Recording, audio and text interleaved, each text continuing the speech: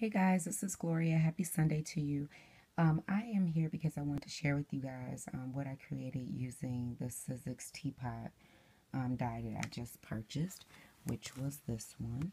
I wanted to use this larger teapot as an applique for a quilt, a second quilt that I'm going to be working on. Not that I've completed the first quilt that I started, but I wanted to make something with this die, so I wanted to share with you guys what I did.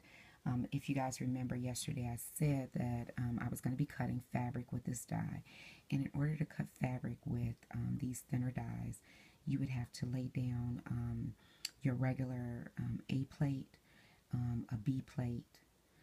I use a metal shim like this. You can also use flashing that comes from the home improvement store. They sell it 10 in a pack, and I know that it's less than $5 for 10 of them, and they cut really well. I use those as well, but last night I used this one, and this is the actual Sizzix metal shim. So what I do is I lay down my A plate, my B plate, a metal shim, the material. I lay this down face down on top of this. As you can see, it does cut into the metal, but I haven't had any problems with it damaging my die or anything.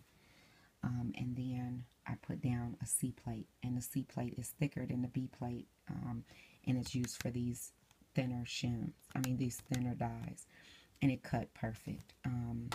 So that is what I did, and this is one of the teapots that I cut out. I also used the little heart that's in the set to put as my little handle piece, because the die does not cut out a hole for the handle, and I just wanted a hole for the handle. So I did that, and then this is the piece that I created for another quilt that I'm going to be working on soon. And what I did was I used a piece of this pink gingham material. I used a doily that I got from an estate sale, and I used this material that I got from the thrift store. It's like a pink linen material. This is a sheet that I got from an estate sale that I just used to cut up and put there. This is the, what do you call that, trim that I got from Hobby Lobby the other day. It's actually this trim, but I just cut off the white part of it and just used just that scallopy part there. I also took some embroidery floss and just sewed it all the way around the teapot. Very like shabby, like not anything perfect or anything.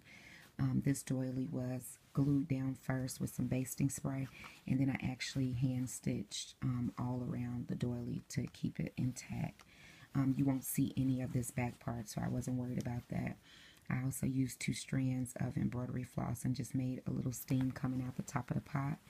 This is a flower that I created using Marissa and Tutu Amy's tutorial. Thank you guys very much for that.